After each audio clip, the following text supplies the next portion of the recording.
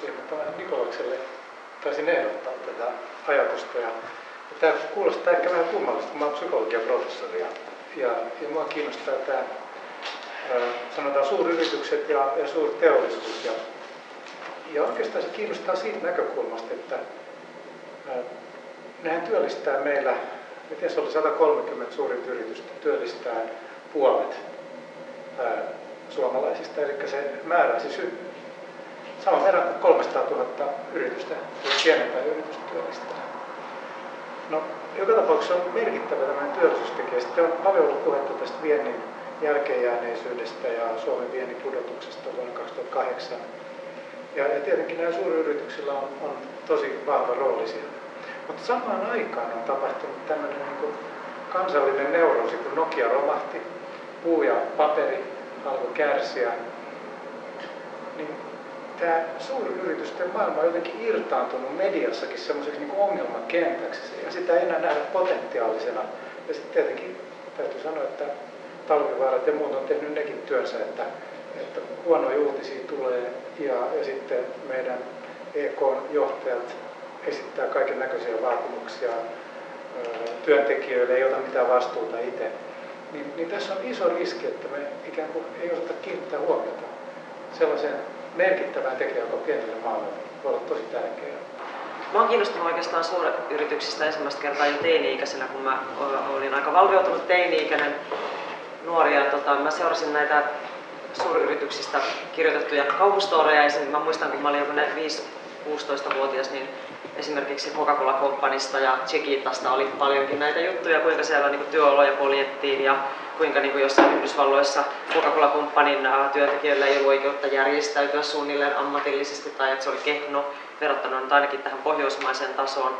Ja sitten kun mä olin parikymppinen opiskelija, niin silloinhan tämä globalisaatiokriittinen liike ja kaikki nämä Naomi Kleinin No Logo-kirjat nosti nämä aiheet tosi isoon julkiseen keskusteluun. Jos mietin, mitä minulle tulee ensimmäisenä mieleen suuryrityksistä, niin minulle tulee mieleen, että kuinka paljon niitä on turhaan demonisoitu oikeastaan. Että kuitenkin jos miettii, että joo, meidän vienti on hyvin riippuvainen suuryrityksistä ja kyllä liiankin riippuvainen. Me tarvitaan enemmän yrityksiä, jotka pärjäävät kansainvälisillä markkinoilla. Ja me tarvitaan monipuolisempi viennin rakenne kokonaisuuteen. Me ollaan tosi haavoittuvaisia kansainvälisille markkinashokeille, koska meillä on niin yksipuolinen viennin rakenne ja niin vähän näitä isoja vientiyrityksiä, että tarvitaan niitä enemmän. Ja sitten kun mietin tuolla niin käytännön tasolla niin työntekijöiden kannalta suuryrityksiä, niin se, että niitä demonisoitaan, niin se sitten se tuntuu hassulta siinä kontekstissa, että kuinka ne on itse asiassa niitä parhaita työnantajia niin käytännössä usein monissa asioissa, ei sano, että kaikki. Mutta palkkataso, työsuojelun taso, erityisesti työsuojelun tasoltaan niin erinomaisia työnantajia. Mutta totta kai siinäkin on verran, että niin suuryritysten toimintaan liittyy ongelmia. Suuryrityksillä on isot resurssit esimerkiksi minimoida oma veronjalanjälkeensä ja tällaisia niin kuin erittäin isoja ongelmia myös liittyy suuryrityksiin. Mutta tämä on mielestäni hyvä myös niin kuin erotella sitten suuret vientiyritykset, suuret kotimarkkinayritykset. Näkisin, että suuryrityksillä ylipäänsä voi tuoda paljon hyvää ja talouskasvua myös globaaliin etelään, köyhiin maihin. Mehän eettisen kaupan puolesta ry:ssä tarkastellaan nimenomaan näitä globaaleja tuotantoketjuja ja taloutta niin kuin globaalista näkökulmasta. Ja siinä tosiaan tällä hetkellä on kyllä se tilanne, että mun mielestä se sääntely laahaa kuitenkin edelleen perässä, että näitä ihmisoikeusloukkauksia nähdään harmittavan usein ja se, että vaikka suuryritykset, niin kuin SAK:n Aleksi sanoi, niin ovat Suomessa hyviä työnantajia, niin sitten valitettavan usein tuntuu, että se vastuullisuus kuitenkin loppuu siihen niin kuin Suomen rajalle, että ne hankintaketjut on niin pitkiä, että tällä hetkellä se vastuullisuus ei ylety sinne. Mutta siis tässähän niin kun oli tämä iso haaste, että siis Yhdysvaltain siis hyvin erilainen oikeusjärjestelmä, nyt tämmöinen eurooppalainen. Meillä on Euroopassakin erilaisia, meillä on common law-systeemiä, meillä on siviilioikeudellisia järjestelmiä, että meillä on jo Euroopassakin erilaisia. Tietysti se Yhdysvaltain systeemi on tämmöistä common law-tyyppistä, mutta kuitenkin hyvin erilainen perinne, hyvin erilaiset ja tämmöiset kansalliset lähtökohdat. Esimerkiksi ei liity nyt, että liittyy lähemmäksi niitä teemoja, joissa itselleni on tarkempaa osaamista, kuin sananvapauskysymys. On se tosi hyvä esimerkki aina, että siis Yhdysvalloissa lähtökohta on se, että sananvapautta ei voi rajoittaa. Taas Euroopassa on perinne se, tämä liittyy vaikka tähän vihapuheeseen maahanmuuttoon tänä päivänä, mistä paljon puhutaan. Niin meillä on taas Euroopassa, ajatellaan vaikka siis Euroopan neuvoston piirissä hyväksyttyä valtioiden neuvottelemaa Euroopan ihmisoikeussopimusta. Aivan keskeinen sananvapausartikla, siellä on toinen paragrafi, jossa todetaan, että tietyn edellytyksen voidaan rajoittaa sananvapautta. Se on vain yksi esimerkki, kertoo siis siitä oikeuskulttuurin erilaisuudesta. Ja nyt kun tullaan tämmöiseen niin business-puolelle, siellä on tietysti sitten ne omat sääntelynsä, mutta itse olisin hirveä, olenkin huolissani siitä, että jos jotenkin, tämähän ei ole tietysti kritiikitöntä onneksi, että onneksi on ihmiset, jotka on nostanut niin esille nyt nimenomaan ja keskusteluun näitä haasteita. Et se ei tosiaan se riidanratkaisumekanismi ei ole ainoa ongelma, vaan nimenomaan nämä erilaiset oikeusjärjestelmien lähtökohdat ja periaatteet. Mä näkisin, että reguloitumaton kansainvälinen talous on se uhka. Se, että meillä on niin täysin niin liberaalia kauppaa millä ehdoilla tahansa, ja kaikki saa käyttää hyväksi kaikkia mahdollisia epäterveitä kilpailuetuja, mitä niillä on, oli sitten sosiaali- tai ympäristöasioiden polkeminen tai valtion tukisäännöt joissain maissa. Että mikä tahansa niin kuin parannus tähän tilanteeseen niin on niin kuin tervetullutta. Ja itse asiassa mitä kauppasopimuksilla, EU- ja USA-kauppasopimuksilla tehdään, niin ei niin kuin vahvisteta sitä niin kuin kansainvälisen markkinan liberalisointia, vaan itse asiassa avataan markkinoita, mutta tehdään se kauppa ja investoinnit ehdolliseksi myös niin kuin tiettyjen vahvojen normien noudattamiselle. Tämä on mun mielestä niin kuin tärkeä asia niin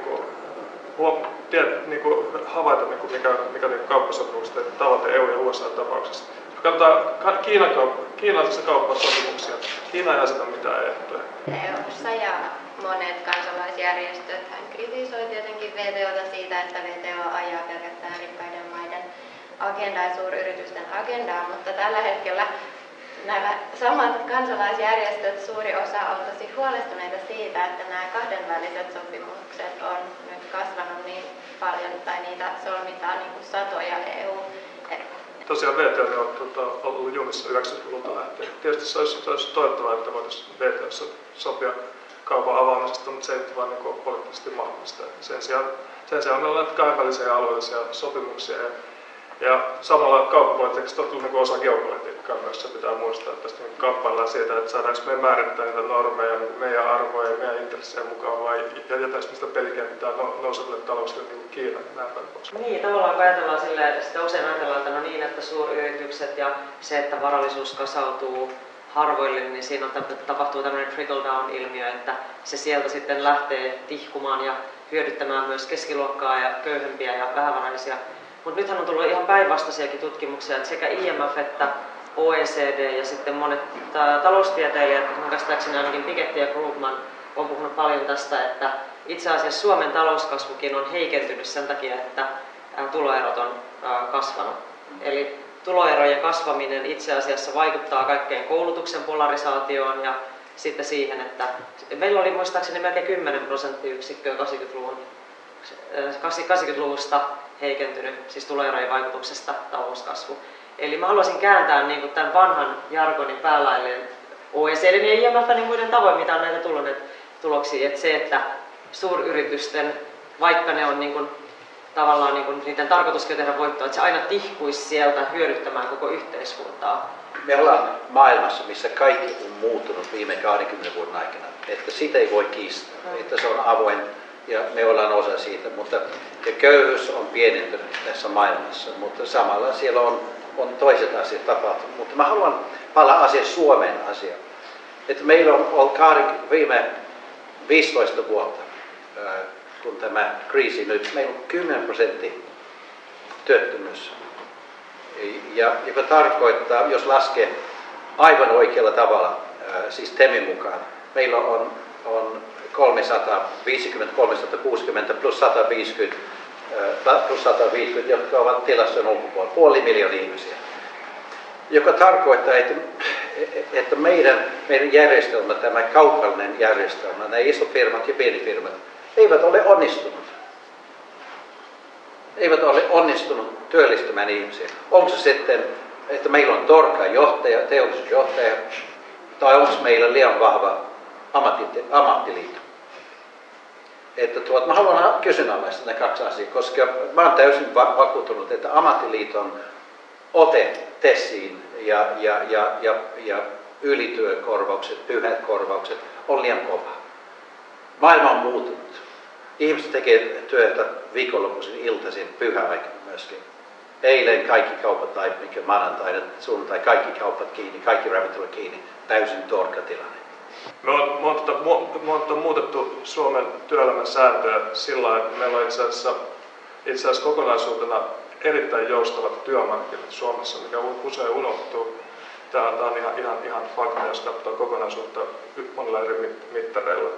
Puhutaan näistä niin kuin nollatuntisopimuksista ja ajatellaan, että pitäisi niin kuin olla enemmän mahdollisuutta paikalliseen sopimiseen ja myös niin kuin tällaisen ei-minimituntien kirjaamiseen. Nythän on näitä nollatuntisopimuksia, jotka toki jonkun elämäntilanteeseen voi sopiakin, mutta että on hyvä myös muistaa, että se ei ole niin aina, että se järjestäytyminen ja työntekijän suoja olisi niin kuin huono asia, joka heikentää sitä talouskasvua ja niin poispäin, vaan se voi olla nimenomaan sen terveen yhteiskunnan merkki, että siellä on oikeus ja mahdollisuus järjestäytyä. Ja minusta on hirveän tärkeää, että me nostetaan tärkeitä kysymyksiä esille. Ja mä itse ajattelen taas ihmisoikeuksien historiaa ja työntekijöiden hyväksikäyttöä. Ylipäätänsä se, että huolestuttiin länsimaissakin työntekijöiden kohtelusta, niin siis oli teollistunut 1800-luvun lopussa ja järkyttävät, siis tehdasolosuhteet Euroopassa. Et muistetaan myös historia, että ollaan tavallaan järkyttyneitä niistä monista olosuhteista jostain Euroopan ulkopuolella lähtökohtaisesti. Mutta sieltä kumpuaa myös siis ammattiyhdistysliikkeiden historia ja sieltä järjestäydyttiin ja lähdettiin vaatimaan sitten työntekijöiden parempia työolosuhteita, parempaa palkkaa ja näin. Palkkausta ja näin poispäin. Mutta muistetaan myös, että maailma, täytyy tietysti tiedetä, että maailma muuttuu ja maailma on hirveän erilainen tänä päivänä kuin mitä se on ollut joskus ja vielä sanotaan noin 20 vuotta sitten, kun puhutaan nyt vielä sitä kylmän sodan ajasta. Entäs jos meidän teollisuus ei nyt nouse ja seuraavan 5 vuoden aikana kertyy tätä vajausta samaa tahtia kuin on vuodesta 2008 kertynyt. Ja sitten meidän teollisuuden johto, varsinkin EK:n suunnasta, mutta näkyy muutenkin erilaisissa puheenvuoroissa, saa tavallaan niin kuin läpi tämän ajatuksensa, että erittäin tiukkoja nollatasoja, supistamista, tehostamista ja ei tapahdu uudistumista, niin mitäs meille tapahtuu? Uusi teollinen vallankumous, kestävä talous, vihreä cleantech, biotalous. Joo, mutta ne firmat eivät nouse ilman huomattavaa muutoksia tässä. Meillä on pankkijärjestelmä, joka ei rahoita PK-sektoria lainkaan. Se on 2,3% pankin taseesta. 26% on pankin taseessa isolla firmalla. Että se ei edes rahoita ne isot firmat kunnolla. Ja sitten PK-sektori on täysin sen ulkopuolella. Sillä on minkälaiset mahdollisuudet, että PK-sektori kasvaa tällä hetkellä. Ja yksi vielä tämmöinen uutinen, jota Suomessa ei ole osattu tätä puolta katsoa. Tämä digitalisaatio tarkoittaa meille semmoista lupausta jostakin, mutta lukeapa tämmöinen kirja kuin Internet is not the answer. Kiina on kirjoittanut sen ja puhuu tämmöistä oligarkkiteollisuudesta, joka käsittelee digitalisaatiota oikeastaan yhtenä uutena mekanismina kanavoida rahaa erittäin harvojen yritysten ja suuria määriä ja samaan aikaan tuhota sitä perinteistä työllistä perustaa. No, cleantech on 30-40 vuotta vanhaa kaukolämpö. Ei ole edes tiedossa Englannissa, mikä se kaukolämpö on, puhumattakaan, että mikä on kaukkojärjestys. Meillä on maailman parhaat vesilaitokset, puhdistuslaitokset. Meillä on 2000 Suomessa, Ruotsissa, Norjassa ja Tanskassa suurin piirtein. Thaimaassa on 10, jotka toimii. Ajattele, mikä vientimahdollisuus. Kiinassa niitä ei ole lainkaan. Venäjällä on vaan landfills. Siellä ei käytetä roskaa niin kuin meillä käytetään roskaa niin kuin polttoaineita. Meillä olisi mahtavaa, mutta mikä täällä puuttuu? Täällä puuttuu teollisuus, täällä puuttuu rahoitus, täällä puuttuu sellaista sellaisia tekijöitä, joka vie ne PK-sektorin ulkomailla vientimarkkinoille, koska meidän markkinat on jo kyllästetty. Voidaan nyt ajatella tämän tyyppistä, että tietynlaiset asiathan voidaan ehkä niin kuin yleistää kaikille ihmisillekin jopa yhteisiksi. Ja näin antropologina olen hyvin varovainen kaikenlaisten yleistysten suhteen, mutta tämän verran voidaan ehkä niin kuin jakaa, että ei voi olla ihmisille niin kuin pitkällä tähtäimellä kestävää haluta tuota kaikkia elämänmuotoja esimerkiksi. Voidaan aika turvallisesti sanoa, että varmaan ollaan kaikki yhtä mieltä tästä. Mutta jos lähdettäisiin vähän nyt tekemään semmoista pudotuspeliä tästä, mä yritän heitellä jotain, jotka on toivottavasti vähän provosoivia ja sitten semmoisia asioita, mitä mä en taas tajua, mikä on provosoivaa ja mikä ei ole. Ja katsotaan, että missä me löydettäisiin sellaista niin kuin eriäväisyyttä tässä. Eli lähdetään nyt liikkeelle siitä niin kuin syvätasosta. Kaikki me ollaan samaa mieltä, että on suotuisaa, että ihmislaji ei tuhoa itseään nyt kauhean nopeasti ja niin kuin kivuliaasti. Käykää, nyt vielä naurakaa. Nyt tässä päästään kohta semmoisiin hyvin näin. Miten universumin suhteen pidetään universumikin tällä tavalla näin? Okei. Onko maailma tuhoutumassa? Onko kiistatonta? Ollaanko me samaa mieltä, että on kasioinen ilmiö ja se on faktaa? Kyseenalaistaako meistä kukaan sitä täällä? Miksi talouden on pakko kasvaa? Mitä tapahtuu, jos talous ei kasva? Jos maapallo kerta tuhoutuu, jos me jatketaan näin, miksi talouden pitää kasvaa? Ja mä ihan oikeesti en ymmärrä. Joten auttakaa nyt mua herran tähden, että mä tajuaisin. Jos talous ei kasvaa, niin työttömyys lisääntyy. Se on niin yksinkertaisesti. Mä en taas tajua. Mä en osaa mieltä lainkaan.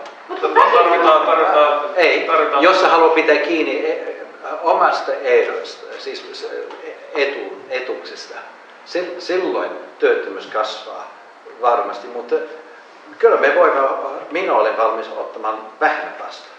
Niin. Mitä henkinen kasvu? Resurssiviisaus. Joo. Kouluttautuminen. Minkälaista? Mikä kasvaa? Just.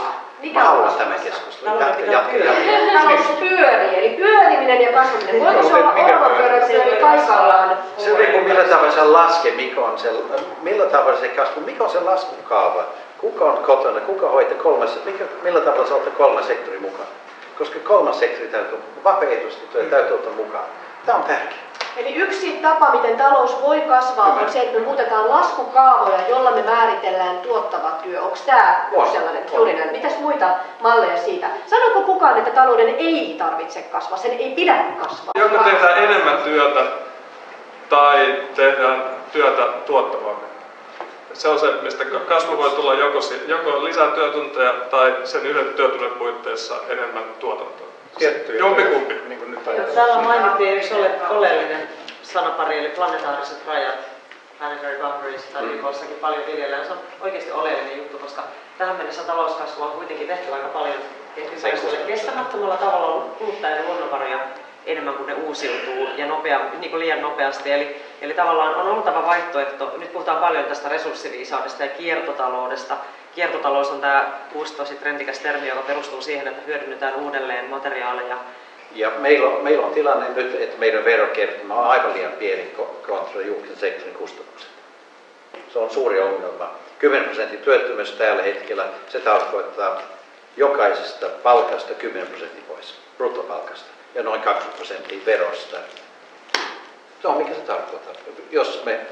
Jos on työttömyys on sitten 5%, se tarkoittaa, että 5% palkkakorotus. Se on mikä se tarkoittaa. Eikö hyvinvointivaltio on kuitenkin se, jonka kautta yksityinen sektori saa sitten osaavaa ja tervettä työvoimaa? On niin tärkeä se luonne-edellytykset. Ja meillä ei ole nyt, viime 10 vuoden aikana, meillä ei ole sellainen hallitus tai eduskunta, joka on saanut aikaiseksi ne muutokset. Meillä on julkinen sektori, joka pyörii samalla tasolla kuin 10 vuotta sitten tai 20 vuotta sitten. Meillä on ihan, nyt kun talous ei toimi niin tehokkaasti, meillä on ne samat vanhat kustannukset. Kunnat pitäisi yhdistää. Meillä riittää, niin jos katsoo Ruotsi tai Tanska, meillä riittää 120 kuntaa Suomessa. Ei ole mitään kestäviä tuotteita. Ja jos mä tässä sallitte, mä linkitän vähän tuon keskusteluun tuosta talouskasvusta. Minulla oli ilo ja kunnia olla mukana semmoisessa työryhmässä, kun Suomen presidentti Tarja Halonen oli YK korkean tason paneelin toinen puheenjohtaja. Me käytiin just tämän tyyppistä keskustelua, just että tämä Economic Growth, englanninkielinen rähtäsi tätä YK-asiakirjaa, ja meidän suomalainen tiimi oli semmoinen vajaa 10 ihmistä tässä, hän on kutsunut tämmöisen tiimiin, että me pohdittiin just näitä näkökulmia, ja me kaikki otettiin, että meidän pitää haastaa tämä koko talouskasvu, mitä se kasvu juuri on. Ja sitten hän sanoi hyvin yksinkertaisesti, että tämä on poliittisesti mahdotonta, että mennään nyt niin YK-foorumille, että siellä tulee Kiina, siellä tulee nämä nousevat taloudet, jotka niin tavallaan sitä ei voi jättää, niinhän täytyy jättää se mahdollisuus siihen economic growth. Kaikki tiedättekö te, että koko Suomen korkeakoululaitos, kaikki ne rahoineen, mitä sinne pistetään, kaikki korkeakoulun tutkimusrahat, vastaa summaltaan samaa kuin Suomen suuri makkaratehtaan vuosibudjetti. Ja nyt siis rupeaa miettimään näitä kysymyksiä, mistä te puhutte, niin minkälaisilla investoinnilla me voitaisiin saada tällaista koulutusta, joka valmistaisi niitä ihmisiä, jotka korkeakoulusta, erityisesti mutta muualtakin, tulee, että on tavallaan semmoinen uudenlaisen yhteiskuntatiedon tarve ja humanistisen tiedon tarve on ilmiselvä. No, mitä me täällä maassa tällä hetkellä tehdään? Kehitetään semmoisia kapeiden alojen huippuosaajia, huippuyksiköitä, että tavallaan itse asiassa niin kuin vältytään kouluttamasta sitä väkeä, jotka ymmärtäisi just näitä asioita, mistä te puhutte. Tai sitten ne on spesialisteja.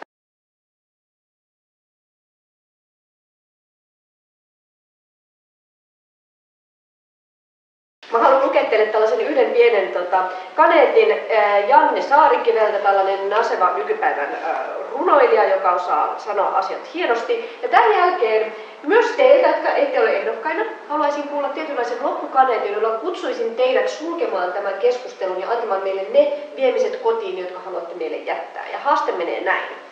Haluaisin kyllä periaatteessa äänestää, vaikka en luotakaan demokratiaan, mutta kun en löydä yhtään ehdokasta tai puoluetta, joka olisi mun kanssa samaa mieltä.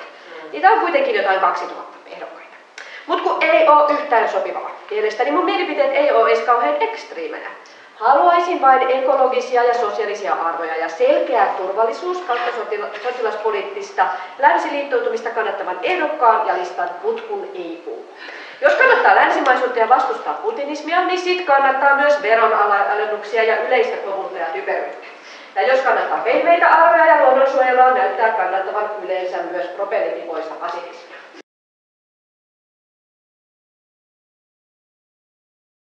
Miettii siis sillä, että eihän itselläkään ole aina täysin formuloitunut käsitys jonkun asian parhaasta mahdollisesta ratkaistavasta, vaan sen ratkaisun, sen päätöksen tekemiseksi on aika paljon sitä tietoa hankittava. Ja siinä mä itse asiassa katsoisin myös sen tutkijayhteisön päin, että mä itse haluaisin, että tiede ja politiikka olisi vieläkin kytkeytyneempiä toisiinsa. Ja mä en tarkoita sitä, että tiede pitää politisoida, tai että on niin kuin, tiedätkö, vaan sitä, että tutkijoiden tuottama tieto olisi paremmin vielä käytettävissä esimerkiksi kansanedustuslaitoksessa ja tutkijoiden ja poliitikkojen ja päätöksentekijöiden välisiä yhteyksiä parannettaisiin. Kyllä tämä äänestäminen ja politiikka yleensäkin, niin siinä on kyse kuitenkin siitä, että haetaan niitä vähiten huonoja vaihtoehtoja, kun ne täydellisiä vaihtoehtoja ei ole saavutettavissa. Et kun sen hyväksyy, niin sitten voi ottaa osaa oikeaan päätöksentekoon ja oikeisiin päätöksentekoprosesseihin ja keskusteluihin. Se on mun mielestä se keskeinen asia.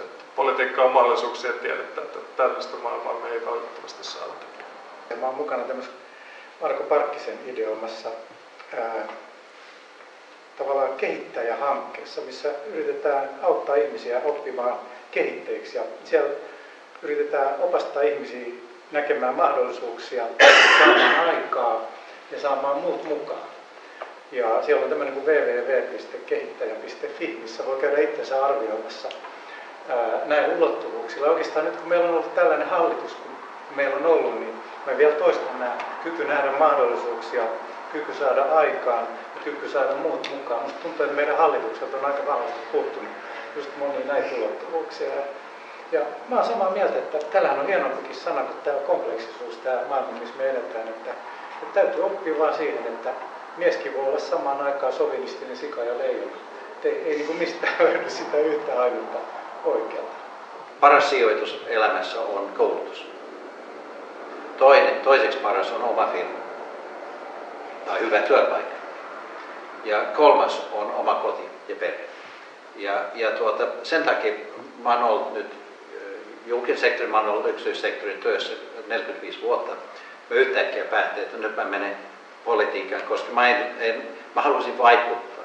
Ja mä tiesin, että mä en koskaan tule voittamaan paikan eduskunnassa, koska siellä on liian paljon 2000 ja 22 RKP-laiset ja kaikki puhuu ruotsia, mun ruotsi on tosi huono.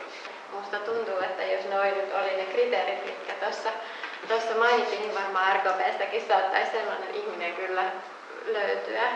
Luulen siis, en nyt viittaa, en tunne Nikolaisen taustoja, mutta siis uskon näin, ja varmaan muistakin puolueista.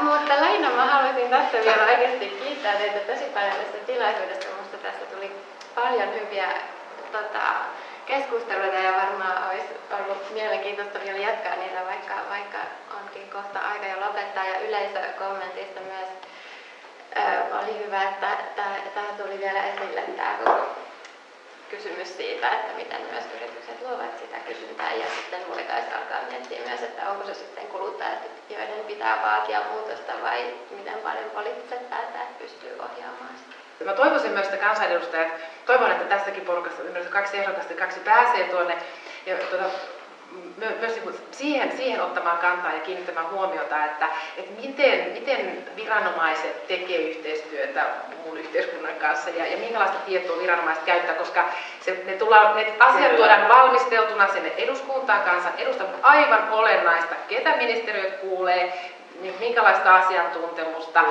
tehdäänkö sitä niin kuin tavallaan hyvältä pohjalta ja jotenkin tavallaan hyvää työ.